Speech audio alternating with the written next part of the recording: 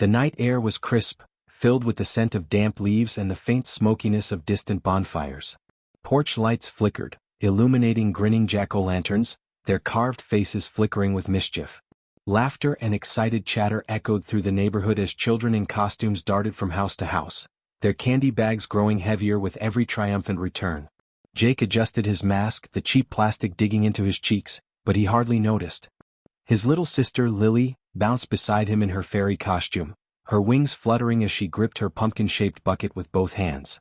"This is the best Halloween ever," she giggled, her breath puffing in the cold air. Really was.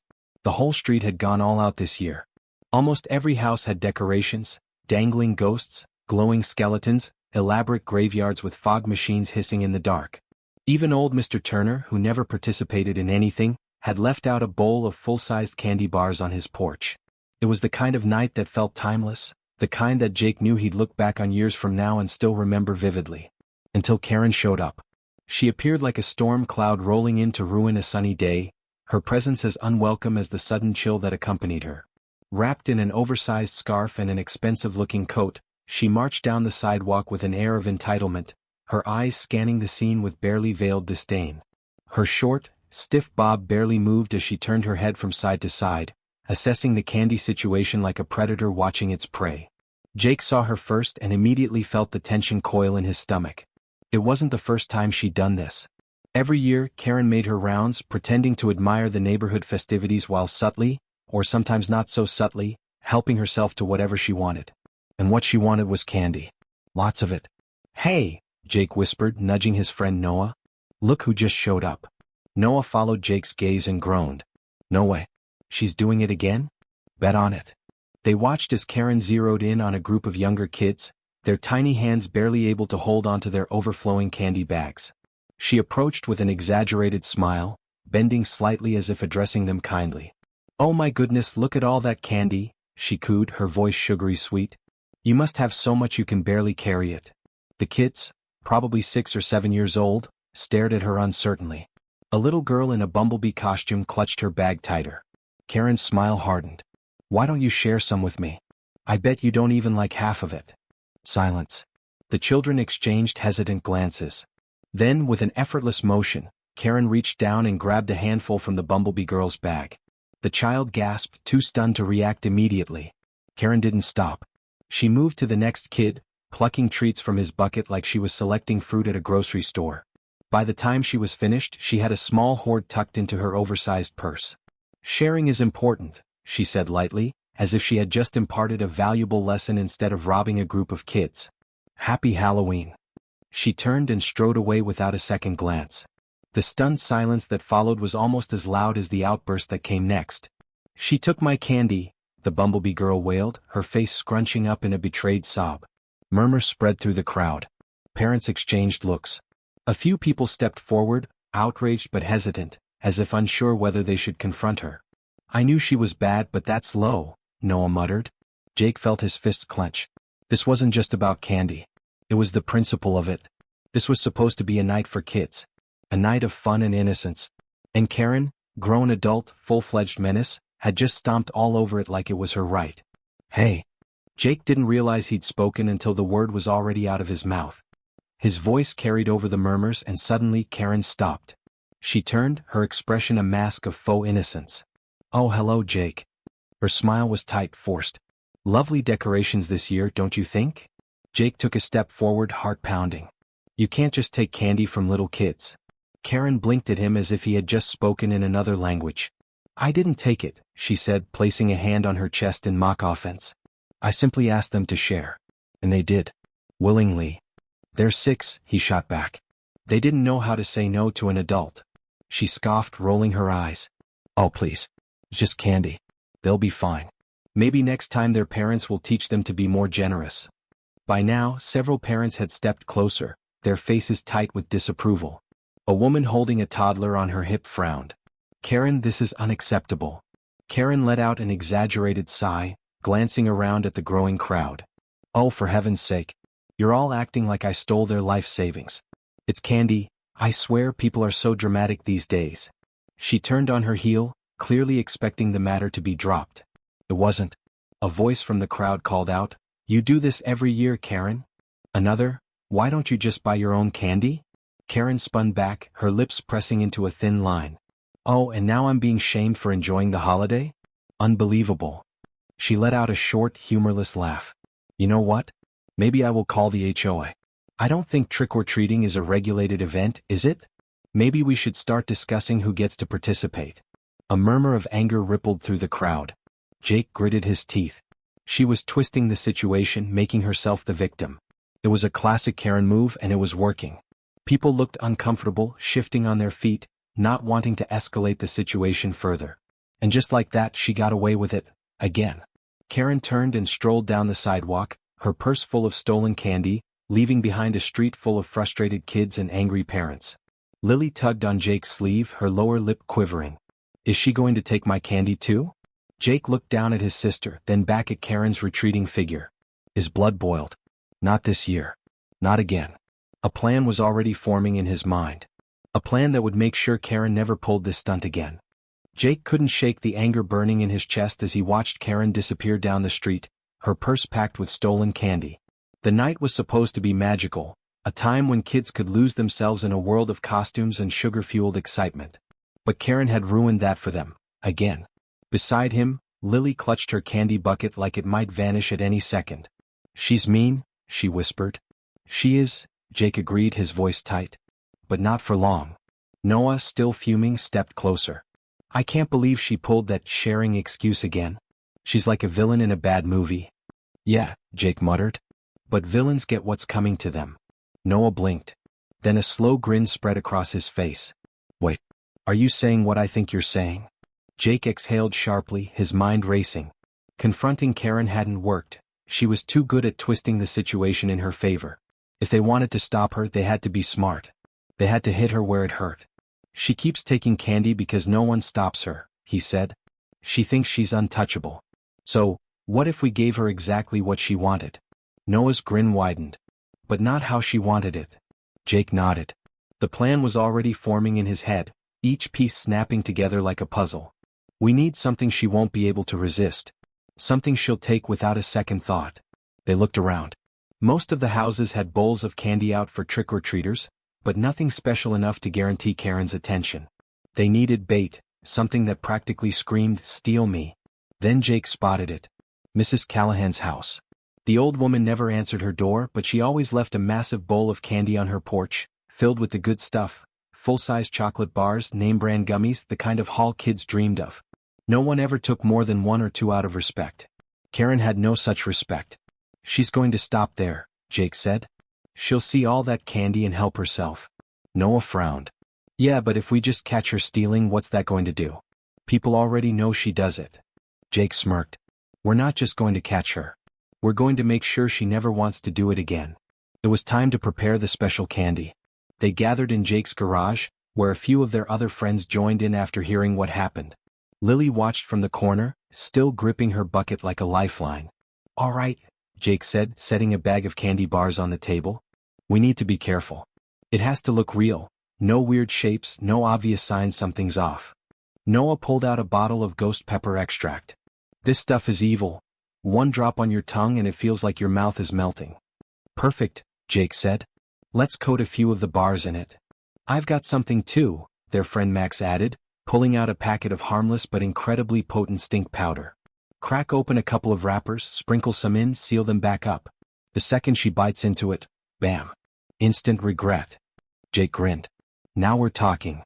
They worked quickly, careful not to get any of the ghost pepper on their own hands. A few pieces were left untouched, just in case Karen suspected something. The rest were sabotaged with a mix of fiery heat, foul stench, and a special ingredient from Max's older brother's prank stash. A harmless but potent dye that would turn her tongue and teeth bright neon blue for hours. Lily watched quietly, then hesitantly spoke. What if she gets mad? Jake crouched beside her. She will get mad. But she'll also learn a lesson. And next year she won't take candy from kids anymore. Lily thought about that, then nodded. Okay. With the trap set, they headed toward Mrs. Callahan's house. The massive candy bowl sat untouched on the porch, bathed in warm porch light. They carefully swapped in their modified treats, making sure the bowl looked just as tempting as before. Then they waited. It didn't take long. Karen strolled down the sidewalk like she owned it, her purse still half open from her earlier haul. Her eyes landed on the candy bowl, and just as they'd predicted, she slowed. Jake could almost hear her thoughts. Asterisk, so much candy just sitting there. No one watching. No one stopping me. Asterisk. She scanned the area, checking for witnesses, calculating how much she could take without making it too obvious. Then she reached in. Not just for a piece or two. She grabbed handfuls, stuffing them deep into her bag before casually walking away. Jake barely contained his excitement. What was happening? He exchanged a glance with Noah. The plan was working. And Karen had no idea what was coming next. Karen walked away with her stolen prize, oblivious to the trap she had just sprung. Jake and his friends stayed hidden, their hearts pounding with anticipation. Every detail had been set perfectly: the doctored candy, the hidden phone camera, the crowd of trick-or-treaters who would witness what came next. Now it was just a matter of waiting. Karen didn't rush. She never did. She moved with the slow, deliberate arrogance of someone who believed the world belonged to her.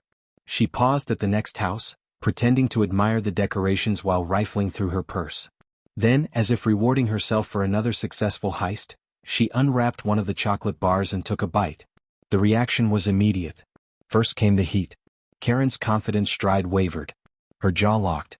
Her lips pursed as if she had just sucked on a lemon. Then her eyes widened in shock. The ghost pepper extract coated her tongue, igniting a firestorm of pure agony. She let out a strangled wheeze, stopping dead in her tracks. Jake grinned. The plan was working. Karen coughed once, then again, and suddenly she was gasping, her throat spasming as the intense burn spread. She clutched at her throat, her purse slipping from her shoulder as she stumbled forward. Her composure shattered in an instant. The crowd noticed. Parents turned their heads. Kids stopped in their tracks, watching as the neighborhood menace choked on her ill-gotten treat. Karen flailed, desperately reaching into her bag for something, anything, to cool the blaze in her mouth. Her fingers found another candy bar, and she unwrapped it with frantic urgency, shoving it between her lips without a second thought. Bad idea. The moment her teeth sank in, the stink powder erupted like a noxious bomb. It wasn't just bad, it was atrocious. The smell hit with the force of a dumpster fire, a pungent mix of rotting eggs and burnt rubber. Karen gagged violently, her entire body recoiling as if she had been struck. Gasps rippled through the crowd. Someone covered their nose. A little boy pointed and yelled, "You! What is that?" Karen bent forward, coughing so hard she nearly dropped to her knees. The overwhelming heat still torched her tongue, but now she was battling the foul stench clinging to her face, her clothes, her very existence. In her panic, she wiped her mouth with the back of her hand, unknowingly smearing the prank dye across her lips and cheeks. The effect was instant. Bright neon blue spread across her skin like war paint, glowing under the streetlights. Her lips, her chin, even her teeth, everything was stained. She looked monstrous, like a cartoon villain caught mid-transformation. Laughter erupted from the crowd. Jake's phone vibrated in his pocket. Noah had just sent a text. "Dude, we got the best angle." Karen's confusion turned to rage. She whirled around, searching for someone to blame, her furious expression made all the more ridiculous by the blue-streaked disaster of her face. "You!" she shrieked, her voice hoarse from the spice attack. Her wild eyes locked onto the nearest group of kids, but they shrank back, giggling nervously. Another fit of coughing racked her body. She spun, looking for an escape, but there was none. The entire neighborhood was watching, parents whispering, kids pointing, laughter spreading like wildfire. A woman covered her nose. "Oh my God," she muttered. "What is that smell?" "Mommy, is she turning into a zombie?" a small child asked. Karen let out a furious, garbled scream and staggered toward her car. She wrenched the door open, flung herself inside and slammed it shut. For a moment all was silent. Then, thunk star. She was flailing inside the vehicle, trying to rub the blue off her face, only to smear it deeper into her skin. A window cracked open and a fresh wave of stink powder drifted out.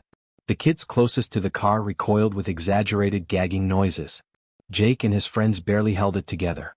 The plan had gone better than they had imagined. Karen's tires screeched as she peeled away from the curb, her car swerving slightly as she fought the aftereffects of the prank. But she wasn't fast enough to outrun what came next. Noah tapped Jake's shoulder, holding up his phone. The video had already been posted. Title, Halloween Justice. Watch this lady get what she deserves. Jake leaned in, watching the screen. The footage was perfect. Karen greedily stuffing candy into her purse, taking that fateful first bite, her face contorting in horror, the sheer chaos of her downfall captured in stunning detail. Within seconds, likes and comments were pouring in. I've been waiting for this moment my whole life. Instant karma is the best kind of karma. Who else watched this 5 times in a row? Jake felt a slow, satisfied grin spread across his face. Karen might have gotten away with it before. But this time she wasn't just dealing with a handful of angry parents, she was about to be known as the candy thief of the internet. And that was a stain even she wouldn't be able to wipe off. Karen's car screeched around the corner, the lingering scent of stink powder trailing behind like the aftermath of a disastrous spell. The street, once filled with the cheerful echoes of trick-or-treaters, had gone eerily silent for a moment. Then, as if the entire neighborhood had taken one collective breath, laughter erupted. It started with the kids, small giggles at first, then full-blown cackling. Parents weren't far behind. Even the usually reserved Mrs. Callahan let out a quiet chuckle from her doorstep. Jake felt his stomach ache from holding in his own laughter. His plan had worked flawlessly. But he wasn't just basking in the chaos of it, he was watching the way the neighborhood reacted, the way the scales of power had shifted. The fear that Karen had once instilled in the kids had evaporated, replaced by something new: amusement, confidence. Karen wasn't scary anymore. She was ridiculous. Noah nudged Jake, still staring at his phone. "Dude, this video is exploding." Jake leaned in. The numbers had skyrocketed. Hundreds of views, then thousands. The comment section had turned into a celebration of karma, strangers reveling in the downfall of the ultimate Halloween menace. "This is the best thing I've ever seen. Who did this? They are a hero. The blue mouth? The way she ran? This is art. We need an annual Karen candy trap every Halloween." Noah grinned. "She's so not coming back from this." And she wasn't. The aftermath set in faster than even Jake had expected. Within minutes, screenshots of Karen's blue-streaked, horrified face had turned into memes, edited into dramatic movie posters with titles like The Candy Thief's Curse and Night of the Stolen Sweets. Someone even added glowing red eyes to one and captioned it, "When you steal from children but forget karma exists." But the internet wasn't the only place Karen's nightmare unfolded. The next morning, Jake was barely through his bowl of cereal when his mom strolled into the kitchen, shaking her head as she scrolled through her phone. "You would not believe the messages in the neighborhood group chat," she muttered, suppressing a smirk. "Karen is losing her mind." Jake tried to play it cool, sipping his orange juice. Oh, his mom said dramatically, flipping the phone around to show him. Karen had spent the morning furiously typing into the chat, demanding that someone take the video down. "Karen ***, whoever is responsible for this disgusting prank needs to come forward immediately. You think this is funny? This is defamation. I could have died. Mr. Callahan ** from candy? Karen ** it wasn't candy, it was poison. Noah's mom ***, oh please? It was a prank. You stole candy from children. Let's not pretend you're the victim here. Karen ***, I did not steal it. They gave it to me. Mrs. Thompson ** on camera? Because the footage says otherwise. Karen had no response to that. But she wasn't done. Karen ***, I am speaking to the HOA about this. I will not be harassed in my own neighborhood. And don't think I don't know who's behind this. Jake and his little friends have been trouble for years. This will not go unpunished. Jake snorted. Unpunished? She really thought she still had the upper hand? But the real satisfaction came when he saw the next round of messages. "Mrs. Callahan ***, speaking of punishments, I've been talking to some of the other parents. We've all decided to make it up to the kids you stole from. So we're hosting a Halloween candy makeup day this weekend. All the kids you took from? They're getting double candy. Mrs. Thompson ***, and guess what? Everyone's invited. Except you, Karen. Jake almost dropped his spoon. That was poetic. Karen's last message was nothing but an angry, misspelled rant before she left the chat entirely. A moment of silence passed before Mr. Callahan posted a gif of a cartoon ghost giving a thumbs up. Jake laughed so hard his mom had to swat him with a dish towel. By the time he met up with Noah later that afternoon, the entire neighborhood had shifted.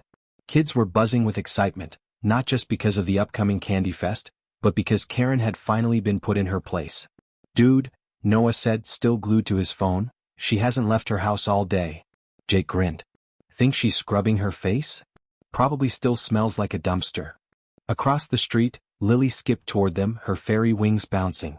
She looked up at Jake with a hopeful expression. Karen's never gonna take candy again, right? Jake knelt down, tapping her on the nose. Not if she values her dignity. Lily beamed. That evening, as the sun dipped below the rooftops and the last remnants of Halloween faded into crisp autumn air, Jake stood on his porch, watching as the neighborhood settled into peace. No stolen candy. No entitled thieves. Just laughter, warm lights, and the knowledge that, for once, the bad guy had actually lost. And the best part? She had done it to herself.